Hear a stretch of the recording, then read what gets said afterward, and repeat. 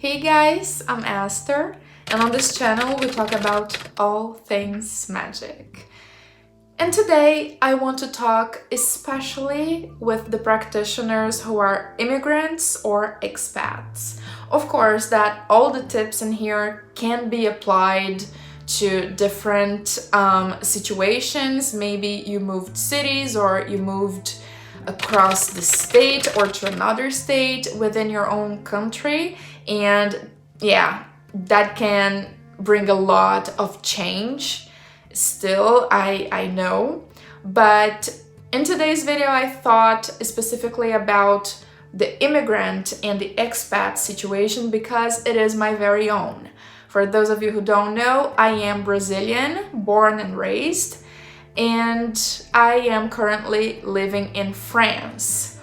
So that requires a little bit of adaptation, and I would like to share some tips and tricks with you so you can kind of adapt and evolve your practice. Bloom where you are planted. You know, that quote that sometimes we see out there on the internet? Yeah, it's about that. So if that sounds interesting to you, keep watching. So when it comes to being in another place, be it another city, another state, or another country in this case, it is very important, and my first tip for you is to meet the locals. It is important not only to meet the people, like the living people who are in your neighborhood, and to get involved in local activities like, I don't know, sign up to your local library or take some classes of something nearby your house, maybe drawing, maybe painting, maybe a musical instrument, or I don't know, sign up for some physical activity. It is important to reach out to the community around you and be an active member in order to meet local people and start making friends and start like integrating yourself to the local rhythm, the local culture, so on and so forth. But other than that, there's another class of locals that we as practitioners cannot dismiss, which are, of course, the spirits.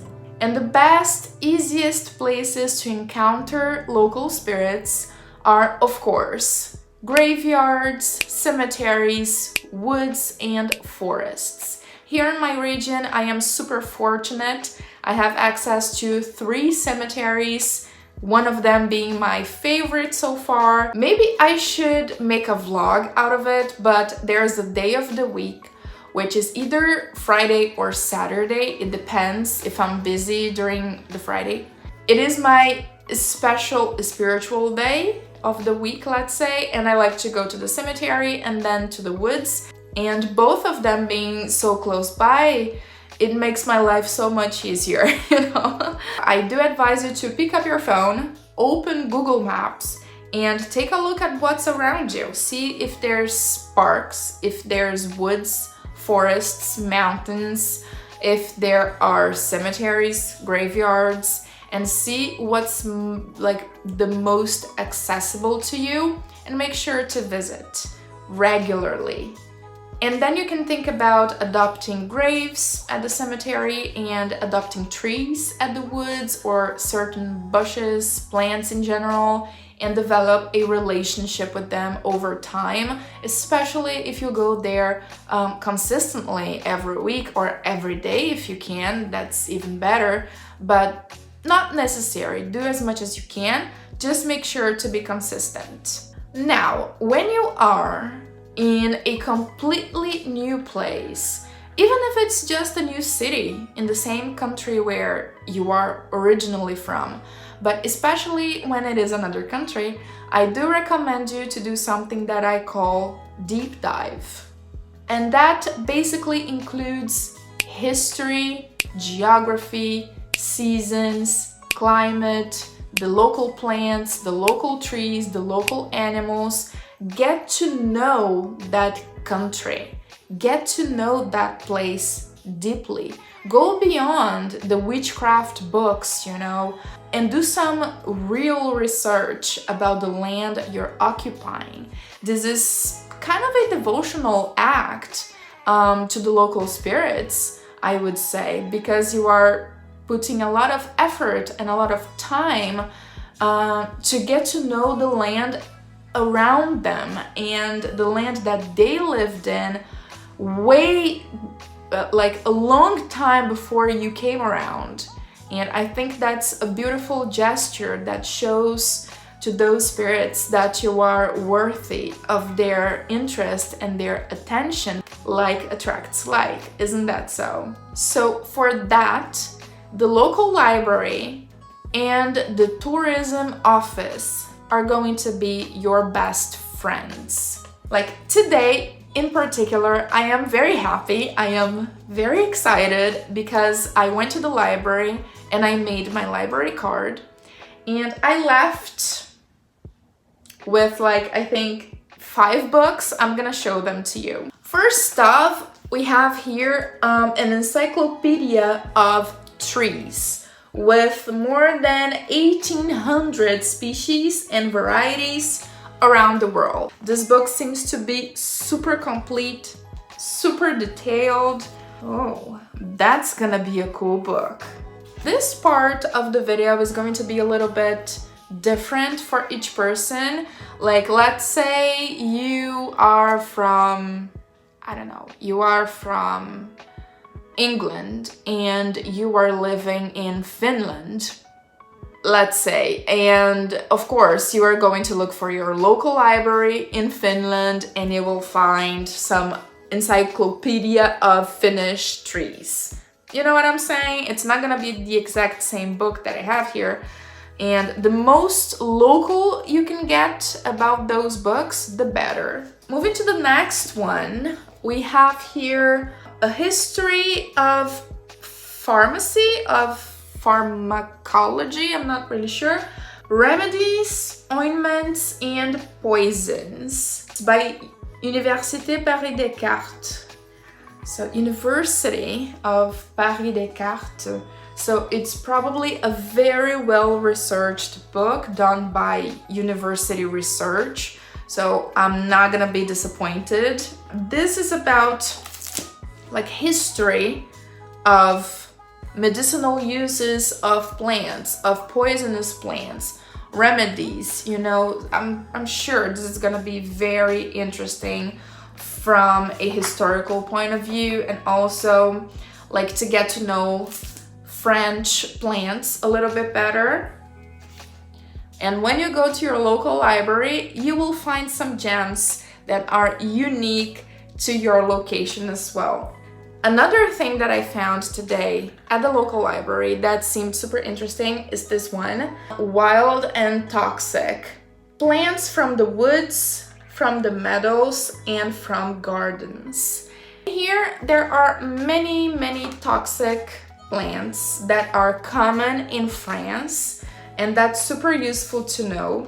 Another thing that I got at the library was this little book about, it's like an encyclopedia by Larousse about medicinal plants. And considering that it is the Larousse, this is, I'm guessing, this is going to be very focused on French plants as well. And I am very interested in learning about the plants that are around me in this country, in this region. And last but not least, like most of the books I got were about plants, herbs, trees, poisons. But I think history is also important. And I found a little gem at the religion section of the library, which is a collection of 4 books. And I got the first one. It's called History of the Religious France. This book comes from like since the ancient gods to the first pope, like from the origins to the 14th century. And this town where I'm living today dates back to the 14th century. It's a very ancient place with a lot of history. And I can't wait to get started with this book, you guys. I really like history.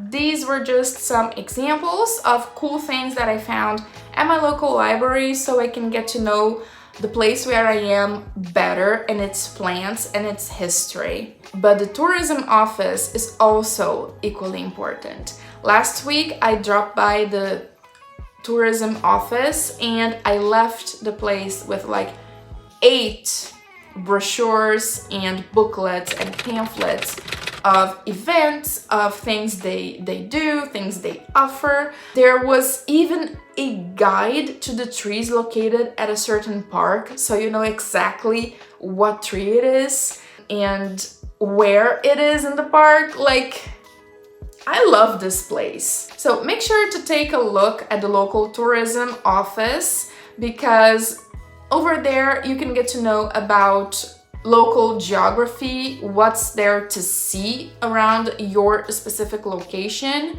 Now, another thing that you can do if you are in another place is to look for your own tradition locally, because maybe that's available to you. Maybe there's some kind of religion or some kind of, I don't know, cult, some form of your tradition that other immigrants took to the place where you are. So Google it, see if you can find anything that is accessible to you.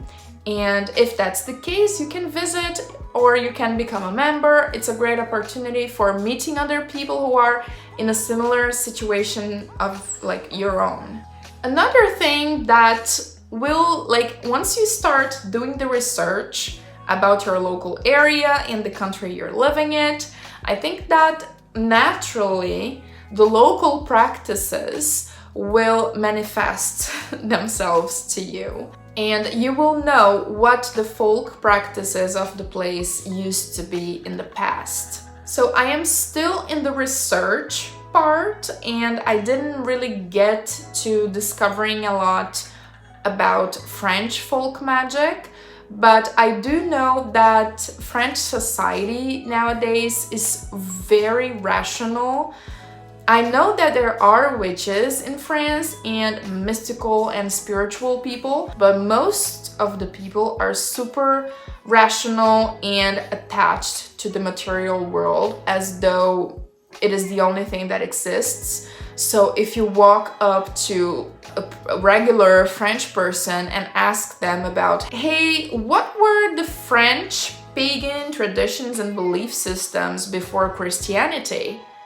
They will not know what to tell you, because religion and pagan ways of living are not relevant to them. People aren't really connected with that, and the best way for you to find out that information is to do your own research.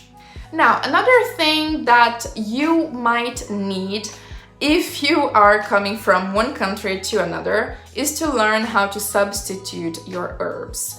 Like, for example, in Brazil, there is a plant that is like the equivalent of sage, let's put it that way, which is Guinea handweed. It's a plant that you won't find available at decoration stores around here. You won't find it at the woods. You won't find it lying around. So I am considering buying seeds, but I didn't do that yet. It's just easier to find something that is equivalent here. So instead of Guinea handweed, I use juniper, for example. You're gonna need to be your own researcher and find what's available to you and how that can be compared to the original ingredients that you had access to in your home country. That's a little bit of a process, but you will be able to work it out. Something that I have discovered in my experience as an immigrant is that when you are far away from your home country, for some reason, you kind of have the opportunity of falling in love with your own culture all over again, or even sometimes for the first time.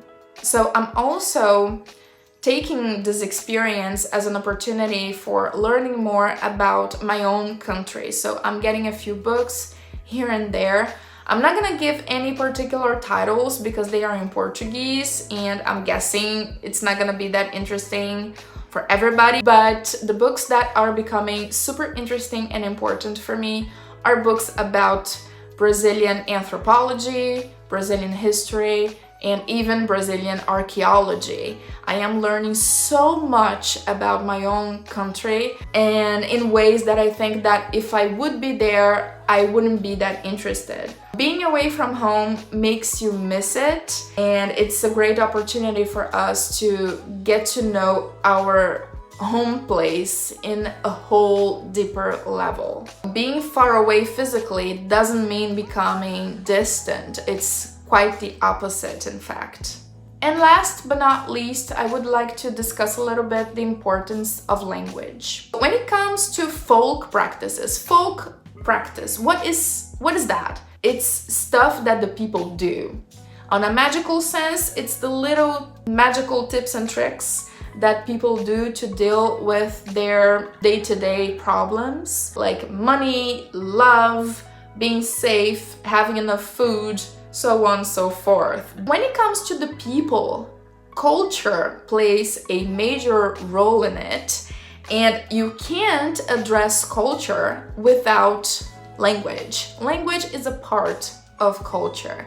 If you are, I don't know, maybe your parents were Brazilian and they immigrated somewhere and you were born in another country, maybe you don't speak the language. If you are a practitioner and you are trying to discover the history and the ways of your ancestors in Brazil, eventually you will come across a language barrier because you don't speak Portuguese. How can you learn about the ways of your ancestors all the way in Brazil or some other country if you don't speak the local language?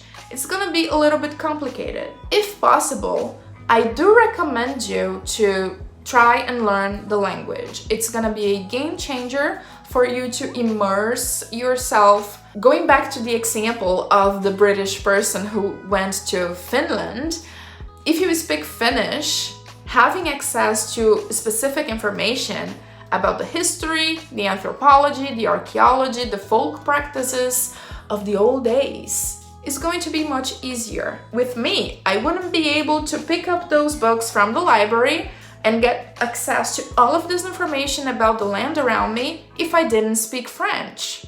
As much as there is translated material out there to be found, not everything can be translated. So that's why you should, I really advise you, if possible, try and learn the language of that specific folk practice that you're trying to get into. So this is today's video. I hope that it was useful for someone out there. I really hope that this video can give you some ideas of what to do. If you have your own ideas of how to go about this, please make sure to leave them in the comments and share. Thank you so much for watching. Have a marvelous rest of your day. I hope to see you in my next one. And remember, practice makes perfect. So let's get witching. Bye.